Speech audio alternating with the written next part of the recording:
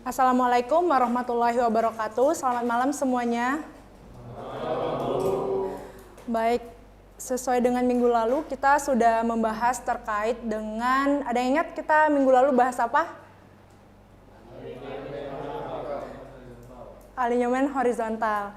Nah, minggu lalu kita membahas terkait perhitungan tikungan ya. Udah selesai perhitungan tikungannya?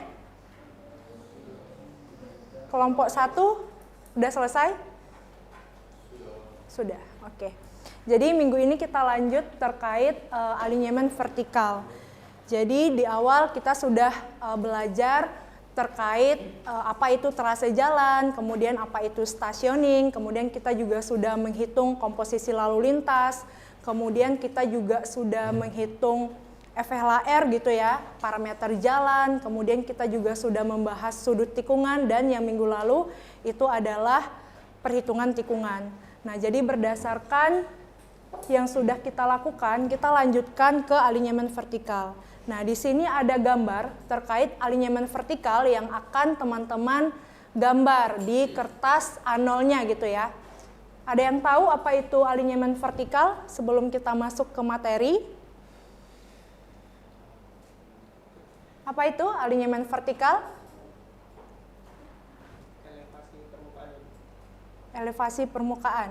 Ada lagi? Elevasi permukaan jalan ya. Iya. Ada lagi selain yang dijawab Alfi? Darius? Apa Darius? Tahu nggak? Perpotongan bidang vertikal dengan bidang permukaan pergerakan jalan. Oke. Jadi kalau kita lihat secara teori gitu ya, alinyemen vertikal itu adalah sumbu jalan tegak lurus pada bidang gambar. Kalau kemarin alinyemen horizontal, ada yang masih ingat pengertiannya apa? Kalau alinyemen horizontal, Frank, ingat nggak Frank? Alinyemen horizontal, apa itu alinyemen horizontal? Proyeksi sumbu jalan tanpa median. Proyeksi sumbu jalan tanpa median, dan itu sudah teman-teman lakukan ya, sudah teman-teman kerjakan dan sudah teman-teman hitung. Nah, di sini yang kedua, alinyemen vertikal itu juga seperti yang kita lihat ya di gambar, kita bisa melihat tinggi rendahnya permukaan jalan. Nah, sehingga kita mendapatkan gambaran bagaimana kendaraan pada saat melakukan pendakian. Jadi akan kelihatan pada saat kelandaian nantinya. Kita akan bahas kelandaian juga. Selanjutnya, alinyemen vertikal ini dia berhubungan erat dengan biaya konstruksi. Masih ingat saya sampaikan di awal, nanti teman-teman juga akan menghitung galian dan timbunan. Nah, ini nanti teman-teman temukan di alinyemen vertikal ini. Bagaimana teman-teman mendesain galiannya dengan timbunannya itu tidak jauh berbeda. Seperti yang kita sudah bahas juga, jangan sampai nanti bingung gitu ya, tanahnya mau dibuang kemana nih. Terus kemudian ada yang mau ditimbun, otomatis teman-teman harus membeli tanah gitu ya. Nah, jadi dalam desain ini kita mengasumsikan bahwa jumlah galian dan timbunannya itu tidak jauh berbeda. Nah, selanjutnya dalam merencanakan alinyemen vertikal, kalau bisa kita mengikuti medan alami. Nah, kemarin kita sudah menghitung klasifikasi medan gitu ya, berdasarkan titik stationing, kemudian kita dapat hasilnya dari perhitungan teman-teman. Apa aja kemarin kategori medannya yang teman-teman hitung? Ada yang datar dan ada yang berbukit gitu ya. Nah, jadi nanti dari masing-masing klasifikasi medan tersebut, standar yang teman-teman gunakan itu juga akan berbeda. Nah, selain itu, kita juga harus mempertimbangkan keseimbangan pekerjaan tanah. Nah, itu yang galian timbunan. Kemudian penampilan. Jalan itu kan apalagi semakin ke sini, jalan itu tidak lagi hanya sebagai pemenuhan infrastruktur terhadap kebutuhan masyarakat. Tapi mungkin misalnya nih akan menjadi ikon suatu daerah, suatu kota gitu ya. Misalnya contoh kayak Batam sendiri gitu ya. Itu ada jembatan yang merupakan bagian dari jalan juga gitu ya, akan menjadi ikonik. Jadi penampilan juga sangat mempengaruhi dengan desain yang akan teman-teman lakukan. Kemudian yang paling penting tentunya keselamatan. Kita mendesain geometrik jalan yang paling utama itu adalah keselamatan. Jangan sampai nanti jalan yang kita desain justru membahayakan pengguna kendaraan. Kemudian drainase, ini akan kita bahas setelah kita menghitung alinyemen vertikal ini. Drainase bagaimana seharusnya kita mendesain drainase yang baik sehingga pada saat terjadi hujan gitu ya, tidak tergenang airnya di jalan, sehingga biasanya kalau di kota-kota besar ada yang menyebabkan kemacetan yang parah gitu ya, karena saluran drainasenya tidak didesain dengan baik. Kemudian nanti ada kelengkungan vertikal maksimum dan minimum yang diizinkan, dan di sini kita nyatakan dengan nilai K. Jadi nilai K itu kita pertimbangkan berdasarkan 3 faktor. Yang pertama jarak pandang. Nah, kemarin saya juga pernah baca skripsi mahasiswa, dia khusus membahas terkait jarak pandang. Jadi analisis jarak pandang misalnya karena kondisi geometrik jalannya yang tidak sesuai dengan standar. Nah, itu sebenarnya teman-teman juga bisa mengambil topik tersebut. Nah, di mana jarak pandang ini persyaratan dalam semua situasi untuk keselamatan pengemudi. Jadi yang kita pikirkan sama seperti struktur gitu ya. Di struktur kan kita memasukkan semua beban. Ada beban angin, beban apa lagi kalau di struktur? Beban mati, beban hidup, beban gempa gitu ya. Kalau di daerah rawan gempa, kalau Batam kan tidak ya. Nah, jadi di transportasi jarak pandang juga harus kita estimasikan di semua kondisi. Jangan hanya misalnya kalau cuacanya cerah aman nih Bu, tapi kalau hujan atau malam hari gitu ya, atau kondisinya berubah, itu jarak pandangnya sudah tidak aman lagi. Jadi teman-teman harus mengambil yang the worst case-nya. Kemudian penampilan. Nah, ini penampilan berkorelasi terkait timbunan dan galian tadi. Jadi misalnya jangan sampai bentuk jalan itu, mungkin teman-teman pernah menemukan, ada nggak kira-kira jalan di Kota Batam yang desainnya itu terlalu mencolok, dari yang nanjak terus terlalu curam, turunnya ada nggak kira-kira di Batam? Kalau di Bengkong kayaknya karena topografi ya. Nah, jadi kalau jalan yang didesain kayaknya nggak ada ya. Rata-rata jalan di Batam itu jalannya lurus gitu ya. Nah, itu juga sangat mempengaruhi karena dari penampilan kan dia akan nanti orang kan ngikutin jalan yang ada gitu ya. Jadi penampilan itu sebenarnya bonusnya gitu. Cuman untuk keselamatan dari tampilan yang tidak bagus itu juga bermasalah. Nah, kenyamanan berkendara. Kira-kira nih teman-teman sebagai pengguna kendaraan, teman-teman nyaman itu di jalan yang seperti apa sih kriteria geometrik jalannya? Gimana, Frank? Yang tidak banyak lubang. Apalagi?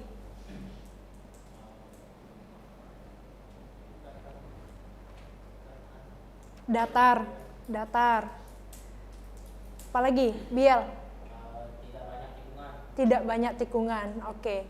Jadi itu merupakan beberapa kriteria gitu ya. Kalau misalnya berlobang, Frank, itu mungkin arahnya lebih ke perkerasan ya. Perkerasan jalan raya, bagaimana kita memaintain perkerasannya tahan gitu ya. Kemudian sesuai yang kita rencanakan supaya tidak ada terjadi kerusakan jalan. Tapi kalau misalnya datar, kemudian kalau bisa tikungannya jangan yang terlalu tajam gitu ya. Nah, selanjutnya itu kita membahas kelandaian. Jadi alinyemen vertikal ini erat hubungannya dengan kelandaian. Jadi di dalam alinyemen vertikal ini ada kelandaian minimum dan ada kelandaian maksimum, di mana pengaruh kelandaian terhadap kecepatan kendaraan disesuaikan dengan tipe jalannya. Nah, ada yang jalan bebas hambatan, ada jalan raya gitu ya, ada jalan sedang dan ada jalan kecil. Seperti yang bisa teman-teman lihat di tabel yang ada di slide. Kemudian terbagi lagi menjadi 3, ada yang medan datar, bukit, dan gunung gitu ya. Kebetulan dari desain yang teman-teman kerjakan kemarin itu rata-rata ada yang dapat bukit kemarin. Ada ya. Tapi ada yang datar juga ya, ada yang dapat yang datar, tergantung dari perencanaan trase jalannya. Nah, seperti itu. Jadi biasanya kalau kendaraan kecil gitu ya. Nah, pengaruh kelandaian ini sebenarnya itu lebih berpengaruh ke truk. Jadi kalau misalnya kendaraan kecil, kelandaian 3% dia masih oke gitu ya. Tapi kalau misalnya truk pada saat dia turun gitu ya, dia kelandaiannya mencapai 5%. Kemudian pada saat nanjak dia bisa sampai 7% gitu ya. Nah, jadi kita merencanakan kelandaian itu berdasarkan kendaraan truk yang bermuatan. Jadi seperti yang kita pada umumnya di bidang konstruksi, kita pasti merencanakan itu yang the worst case-nya.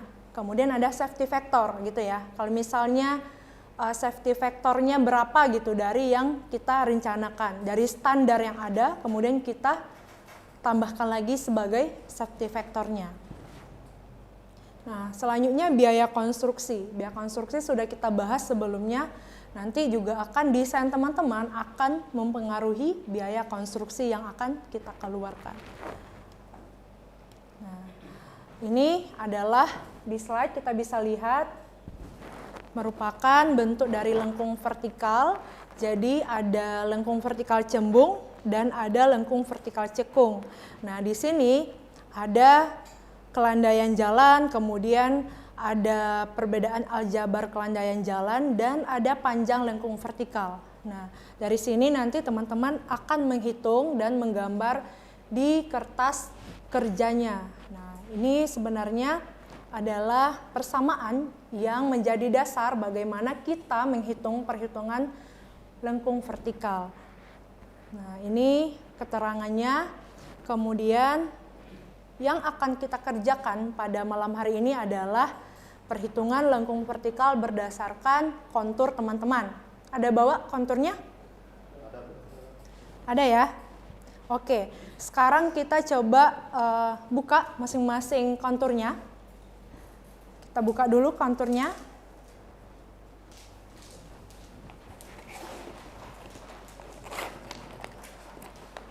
Di sini kita bisa lihat ya, di contohnya titiknya ada banyak gitu ya.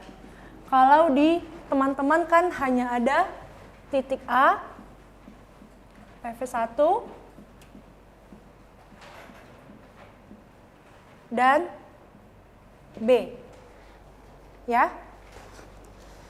Selanjutnya nanti teman-teman bikin tabel seperti yang ada di slide,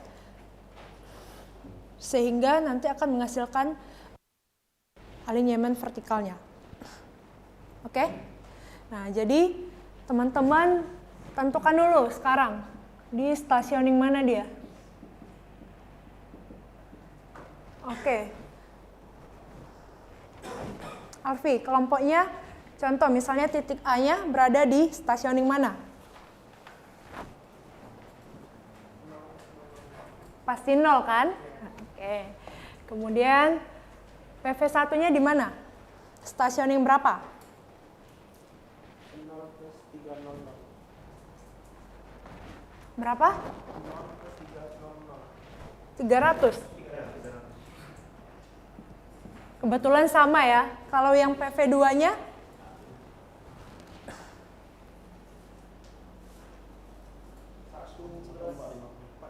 450. Oke. Jadi begitu juga selanjutnya ya. Teman-teman yang lain juga lakukan hal yang sama. Selanjutnya kita bahas ke elevasi. Nah, jadi sekarang teman-teman harus pindahkan dulu ke bawah, ke sini. Supaya mengetahui elevasinya. Elevasinya seperti apa. Jadi harus dibuat, ini nanti stationingnya dipindahin ke bawah. STA 00 sampai berapa ini? STA 2150 di sini. Jadi dibuatin dulu di sini, nggak apa-apa. Coba dikerjakan dulu. Ini kelompok berapa? 4 ini? 3. Kelompok 1 mana? Kelompok 2? Coba dikeluarkan kertasnya. Kelompok 3. Kelompok 4. Kelompok terakhir, kelompok 5 ya. Ada, Bill? Oke, jadi dikerjakan dulu.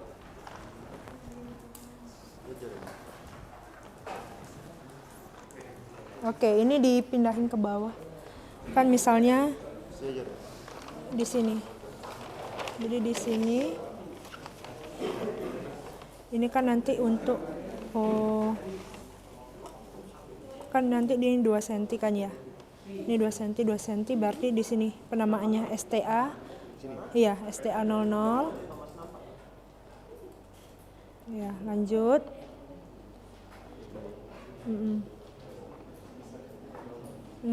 Oke.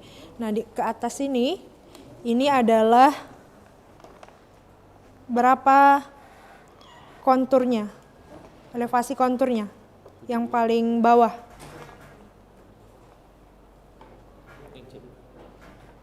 Berapa?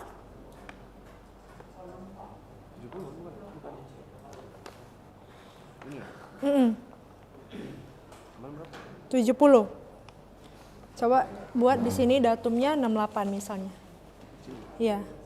68 yang kontur paling elevasi kontur paling tinggi berapa? Coba dicek dari klasifikasi medannya. Kertasnya nggak bawa bu yang beda kan? 68 dari yang mungkin. Iya. Oh, bawah sini. Dari A. Iya kan yang paling bawah. Kita ambil yang paling bawah dulu. Nanti kita lihat yang paling tingginya berapa. Nanti tinggal di 68. Oh, itu skalanya. Sama tinggi. 68 kemudian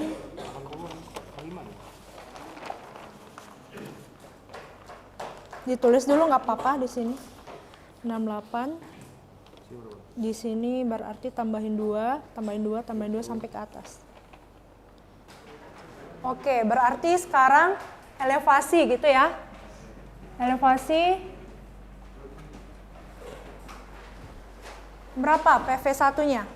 Contoh elevasinya.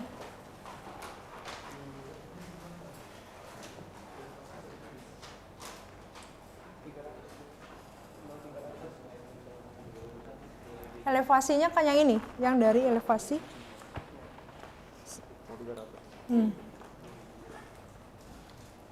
Ini tengah ya, Bu? Iya. 63,2. Oke.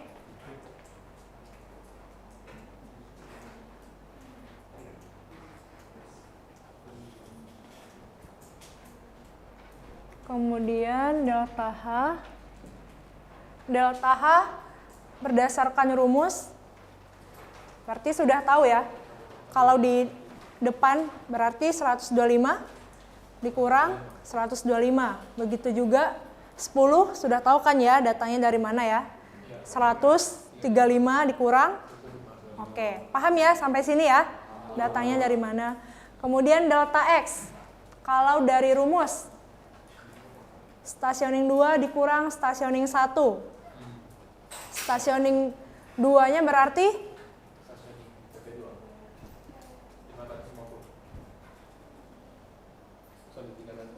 300 dikurang 0. Makanya hasilnya paham ya ke bawahnya. Kalau yang selanjutnya dibagi delta H dibagi delta X. Dari mana datanya? 0 bagi 300. Begitu selanjutnya ya. Oke. Delta Q-nya.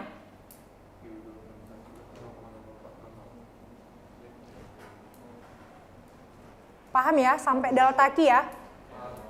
Oke. Selanjutnya ada keterangannya. Lengkung vertikalnya ada yang cekung, ada yang cembung gitu ya.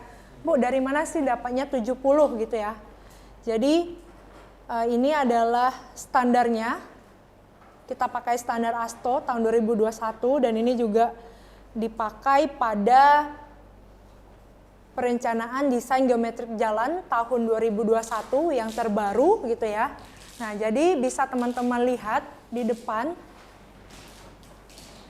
panjang lengkung vertikal cembung yang ini ya contohnya. Kalau dari kecepatan rata-rata teman-teman, kemarin kan ada yang kelas 1, ada yang kelas 2. Kalau kelas 1 berapa kemarin kecepatan rencananya?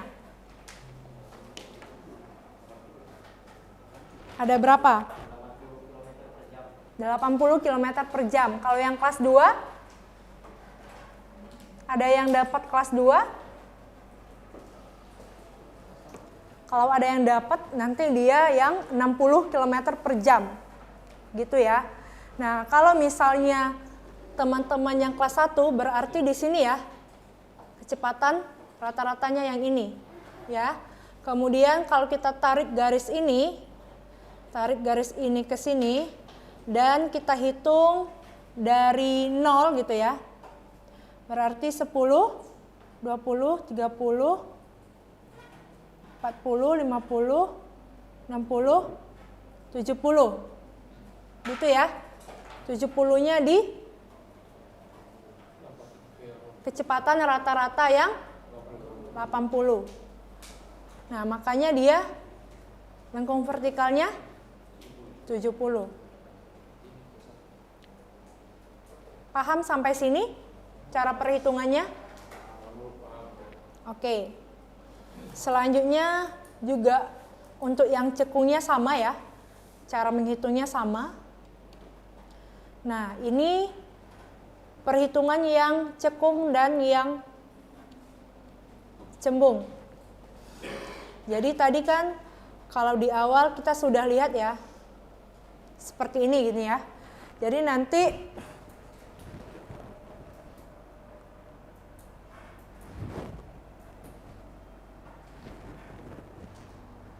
ini misalnya kan.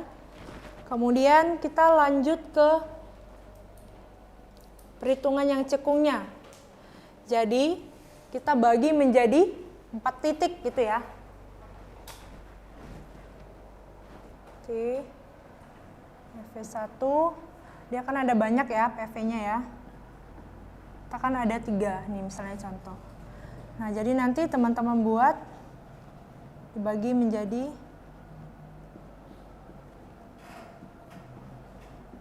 4. Sini PV1-nya A. Gitu ya cara pembagiannya. Nah, baru nanti didapatkan rumusnya. Seperti ini. Tadi PV1 yang di atas berapa? 300 kan ya? 300, kemudian kita pindahkan ke sini, 300. Kalau ini kan dia hasilnya ya, hasil perhitungan sebelumnya. 125 sama 0,04. Nih, 0,04, 125. Oke. Nah, kemudian kalau dari A, rumusnya PV1 dikurang LV dibagi 4. PV1-nya berapa? 300. Dikurang LV-nya tadi berapa? Coba dilihat di sini. 70. Dibagi 4. 4 karena dia A, B, C, D. Jadi dibagi 4. Gitu ya. Kemudian yang B-nya juga sama, tapi dia dibagi 2. Yang C juga sama, tapi kita tambahkan. Nah, seperti itu.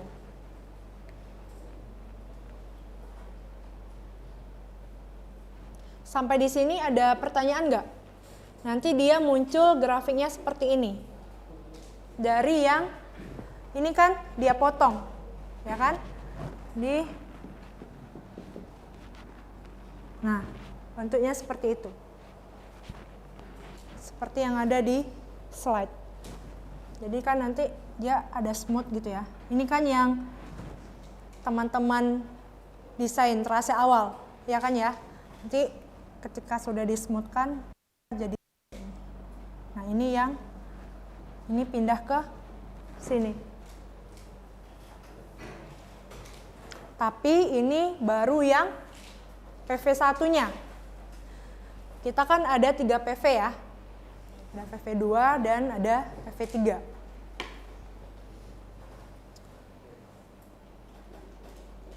Kemudian masuk ke X.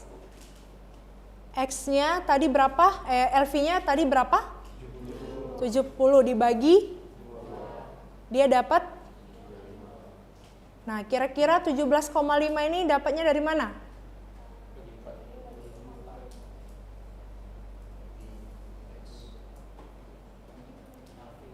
(35) dibagi 2. Dapat hasilnya 17,5. Ini juga 17,5. Gitu ya. Nah, ini juga untuk yang cembung berlakunya sama. Kita lihat yang cembung rumusnya juga sama. Gitu. Jadi sekarang malam ini kita kerjakan langsung di kertas kerja teman-teman. Supaya langsung bisa dipraktekkan. Karena kalau hanya dilihat tanpa dikerjakan nanti teman-teman nggak paham. Buka lagi. Oke. Berarti ada berapa kelompok? Ada yang satu kelompok ya yang nggak ada. Oke, coba dipindahin aja dulu titik-titiknya karena itu lumayan banyak ya. Berarti kalau 1+200 kan 200.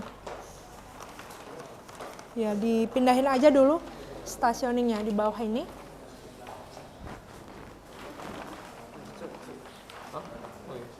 Oke. Di sini juga.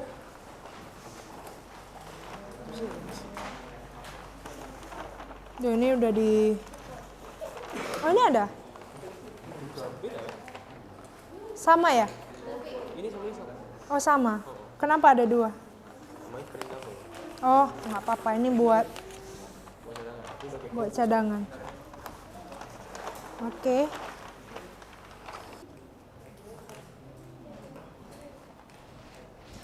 Terkait sudut tikungan yang sebelumnya, apakah sudah ada hasil perhitungannya dari tikungan?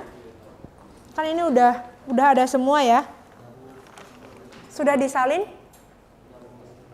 Boleh dilihat coba. Sudut tikungan.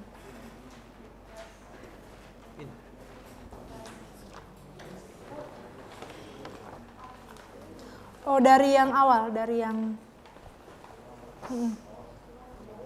penentuannya coba dilihat.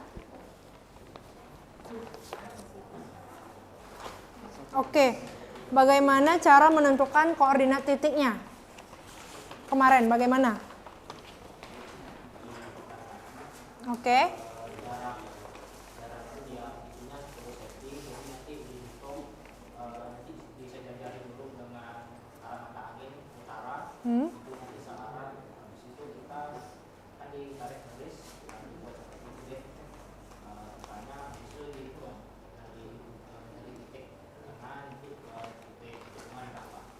Oke. Sampai di sini ada yang ingin ditanyakan? Paham ya? Terkait yang tikungan, apakah sudah selesai semua? Udah selesai perhitungannya?